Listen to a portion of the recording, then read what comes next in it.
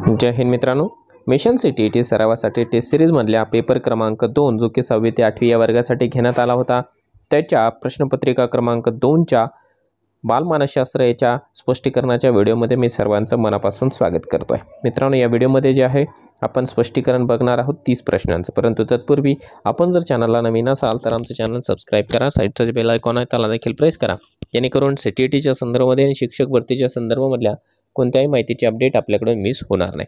आणि मित्रांनो, आपल्याला अजूनही जर काही सरावासाठी टेस्ट सिरीज घ्यायची असेल तर आपल्यासाठी आहे एक सुवर्ण संधी। त्याच्यामध्ये आम्ही तुमच्यासाठी जे आहे 10 PDFच्या स्वरूपामधल्या क्वेश्चन पेपर्स, त्याची आन्सर की आणि प्रत्येक प्रश्नाचं व्हिडिओच्या माध्यमातून स्पष्टीकरण घेऊन आलेलं आहे, तेही अगदी माफक दरामध्ये।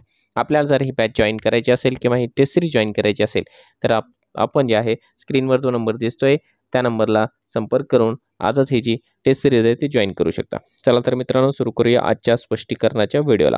बघा, पहिला प्रश्न जो की 61 नंबरचा आहे बालमानसशास्त्रावरचा, तो पाहूया। हे सर्व प्रश्न हिंदीमध्ये आहे। सीखने के रूप में आकलन कैसे सहायता करता है? बच्चों के बीच सीखने के लिए सीखने के कौशलों का निर्माण करता है। लेबलिंग के बिना रिपोर्टिंग या बच्चों की तुलना, शिक्षक को शिक्षण अधिगम को संशोधित करने व समीक्षा करने में सहायता करता है, या सीखने के अंतर को जानने में सहायता करता है। तो इसमें जो है सीखने के रूप में आकलन सहायता जो है सबसे इम्पोर्टेंट है। बच्चों के सीखने के लिए सीखने के कौशलों का निर्माण करना होता है। इसके बाद सवाल नंबर जो 62 है उसको देख लेते हैं कि बच्चों की शिक्षण अधिगम और आकलन तकनीकें सम्मिलित करती है। बच्चों के विचारों की, दैनिक जीवन के अनुभव की, वर्तमान समझ का आकलन करने हेतु वर्कशीट। अब जो है ऑप्शंस आप लोगों के सामने यहाँ पे दिए गए ABC। अब इनमें से जो है 1, 2 और 3 बच्चों के विचारों की खोज, दैनिक जीवन के अनुभव और वर्तमान समझ का आकलन करने हेतु वर्कशीट, ये तीनों भी सही है। यानी हम लोग बोल सकते हैं कि ऑप्शन नंबर ए ये सही जवाब रहेगा इसका। 63 नंबर का सवाल है, पूर्ण रूप से नेत्रहीन बच्चों को ज्यामितीय विचारों की व्याख्या की जा सकती है। किस तरीके से की जा सकती है? मौखिक विवरण और मूर्त अनुभव द्वारा। जी हाँ, बिल्कुल सही। हम लोग इस तरीके से जो है वो नेत्रहीन बच्चा जो कि देख नहीं सकता उसको व्याख्या कर सकते हैं, ऑप्शन नंबर ए। इसके बाद सवाल नंबर 64, जिन पियाजे के अनुसार बच्चे वस्तुओं के मानसिक निरूपण पर संक्रियाओं को निष्पादित करने की योग्यता विकास की किस अवस्था में विकसित करते हैं? औपचारिक संक्रियात्मक, मूर्त संक्रियात्मक, संवेदीपरक या पूर्व संक्रियात्मक। इस तरीके से दिए गए हमको ऑप्शंस। तो इसका सही जवाब रहेगा यहाँ पे मूर्त संक्रियात्मक। इसके बाद सवाल नंबर 65 में पूछा गया है, निम्नलिखित में से कौन से कथन अधिगम अक्षम बच्चों के संदर्भ में सही है? अब कौन से सही है? इनमें अवधान से जुड़े विकार होते हैं, इनमें पेशीय समन्वय तथा हस्त निपुणता अपेक्षाकृत उच्च कोटि की होती है, ये बच्चे मौखिक अनुदेशों को समझने और अनुसरण करने में असफल होते हैं। क्या रहेगा? तो 1 और 3 जो है, देखो इनमें अवधान से जुड़े विकार होते हैं और ये बच्चे मौखिक अनुदेशों को समझने और अनुसरण करने में असफल होते हैं, ये सही रहेगा। यानी ऑप्शन नंबर 1। सृजनात्मक चिंतन की गई 4 अवस्थाओं का सही क्रम क्या है? सृजनात्मक चिंतन, उसका सही जो क्रम है वो है आयोजन, उद्भवन, प्रबोधन और प्रामाणिकरण। ये वाले हैं जो इसके 4 ऑप्शंस। 67 नंबर का सवाल, तर्कना के महत्वपूर्ण सोपानों का क्रम क्या है? पहला समस्या की पहचान, दूसरा अनुमान के अनुसार प्रयोग करना, तीसरा आंकड़ों का संग्रहण, या चौथा अनुमान पर पहुंचना और आखिर में निर्णय लेना। सही क्रम कौन सा होना चाहिए? तो बी नंबर में जो क्रम दिया गया है कि सबसे पहले एक यानी समस्या की पहचान करना, उसके बाद हम लोग बोलेंगे 3 नंबर का आंकड़ों का संग्रहण करना, उसके बाद आसान अनुमान पर पहुंचना, उसके बाद अनुमान के अनुसार प्रयोग करना और अंत में जो है वो हम लोग ऐसा बोल सकते हैं कि निर्णय लेना, ये वाला ऑप्शन। इसके बाद सवाल नंबर 68, शाब्दिक कौशल सामान्य अर्जित किए जाते हैं याद करने के, दोहरा कर, पुनः पुनः याद करके, वस्तुओं को पहचान कर। किस तरीके से किए जा सकते हैं? तो 1, 2, 3 और 4 सारी चीज़ें जो है वो बिल्कुल सही बैठती है, यानी option number B is the correct answer of this question. सवाल नंबर 69, विद्यालय में नामांकन के पश्चात विद्यालय जाना छोड़ देने वाले बच्चों के अनुपात को क्या कहते हैं? ड्रॉप आउट रेट, ठहराव, या फिर धारण करना। क्या बोलेंगे? इसको बिल्कुल सही आप लोगों ने पहचान लिया होगा, इसे जो है स्कूल ड्रॉप आउट रेट बोला जाएगा। जब परीक्षाएं समीप हो, शिक्षक को क्या करना चाहिए? परीक्षाएं जब समीप होने के बाद विद्यालय में कोर्स पूरा करने के लिए अतिरिक्त समय देना चाहिए, और ये ज़रूरी भी है क्योंकि एक अध्यापक के ऊपर जो है वो रिजल्ट का दारोमदार होता रहता है। इसके बाद सवाल नंबर 71, विद्यार्थियों में सहयोग की भावना विकसित की जा सकती है। अगर सहयोग की जब भी कभी बात आती है तो उसमें जो है समूह में कार्य करना बहुत ज़्यादा ज़रूरी होता है, इसलिए हम लोग बोलेंगे ऑप्शन नंबर बी। सवाल नंबर 72, किस प्रकार के प्रश्नों के आधार पर एक शिक्षक को विद्यार्थी के प्रदर्शन को मूल्यांकित करना चाहिए? वस्तुनिष्ठ, निबंध, लघुत्तरीय, या फिर उपरोक्त सभी सवाल सही है।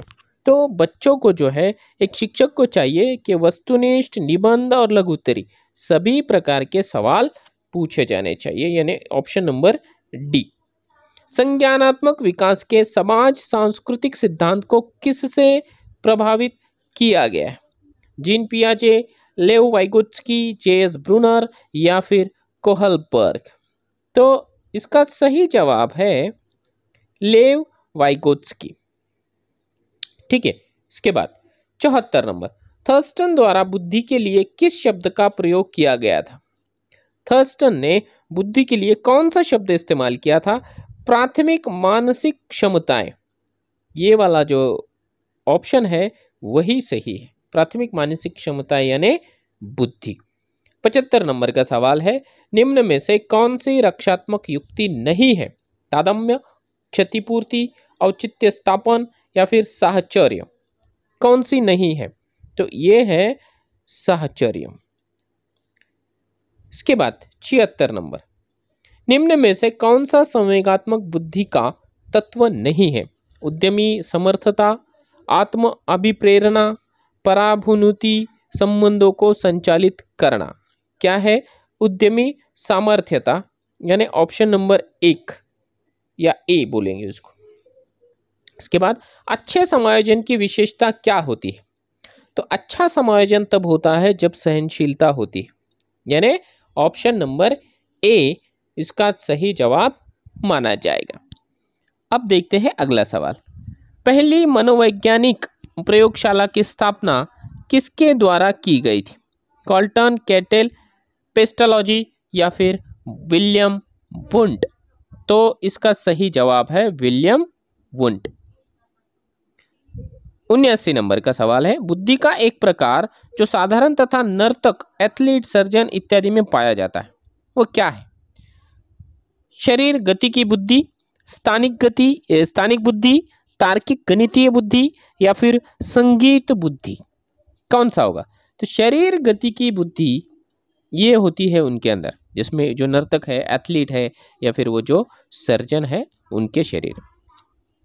80 नंबर का सवाल है, दृष्टि से ओझल हो जाने के बाद मस्तिष्क से ओझल हो जाना किस विकासात्मक अवस्था की विशेषता है? संवेदी गामक अवस्था, पूर्व संक्रियात्मक अवस्था, मूर्त संक्रियात्मक अवस्था, या औपचारिक संक्रियात्मक अवस्था। इनमें से क्या? तो इनमें से सबसे सही जवाब है संवेदी गामक अवस्था। सवाल नंबर 81, कौन सा अभिप्रेरण का घटक नहीं है? आवश्यकताएं, रटंत स्मृति, अंतर्नोद, या फिर प्रोत्साहन। कौन सा नहीं है? तो ऑप्शन नंबर जो बी आपको नजर आ रहा है, रटंत स्मृति, ये अभिप्रेरण का घटक नहीं माना जाता है। सवाल नंबर 82, अधिगम का वो प्रकार जिसमें विद्यार्थी दी गई अधिगम सामग्री की सहायता से नए विचार या नए नियम को जानते हुए सीखने का प्रयास करता है, उसे क्या कहते हैं? रटकर सीखना, अर्थपूर्ण सीखना, अभिग्रहण सीखना, अन्वेषण सीखना। क्या बोलेंगे उसे? तो उसे बोलेंगे अन्वेषण सीखना। सवाल नंबर 83, निम्नलिखित में से कौन सा विकल्प सामाजिकीकरण की प्रक्रिया के अंतर्गत नहीं आता है? नहीं आने वाला है। देखो, सामाजिक रूप से सम्मत तरीकों के व्यवहार को सीखना, ये तो सही है। सामाजिक रूप से सम्मत भूमिकाओं को करना, ये भी सही है।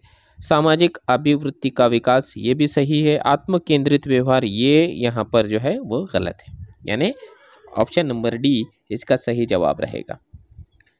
सवाल नंबर 84, व्यक्तित्व समायोजन की प्रत्यक्ष विधि क्या है? व्यक्तित्व समायोजन की, इसमें हम लोग बोल सकते हैं कि शोधन, प्रक्षेपण, प्रतिपगमन या बाधा निराकरण। तो इसमें हम लोग बोलेंगे option number D is the correct answer. इसके बाद सवाल नंबर 85, अपने अनुभवों और सुझावों के आधार पर उपकरणों में खराबी के कारण की परिकल्पना का परीक्षण कर रवि उपकरण की मरम्मत करता है। ये किस तरीके का उपयोग है? ये उपयोग जो दोस्तों कलन विधि का है। 1 नंबर का ही ऑप्शन हमें सही नजर आ रहा है। इसके बाद ग्रेडिंग, कोडिंग, अंकन और क्रेडिट संचय प्रणाली किसके उदाहरण है? कौन सी चीज के उदाहरण है? तो अधिगमकर्ताओं की उपलब्धि के आकलन की गणना की विधि के उदाहरण हम लोग इसको बोल सकेंगे। 87 नंबर का सवाल है, समावेशी शिक्षा के सिद्धांत पर आधारित है। किस सिद्धांत पर? समता एवं समान अवसर, सामाजिक अस्तित्व एवं वैश्वीकरण, विश्व बंधुता, सामाजिक संतुलन। किस पर? समता एवं समान अवसर के सिद्धांत पर आधारित है। दिव्यांग जन अधिकार अधिनियम किस वर्ष में लागू किया गया? 1995, 1999 या फिर 2016 या 1992? कौन सा साल था वो? तो वो साल था दोस्तों यहाँ पर 2016।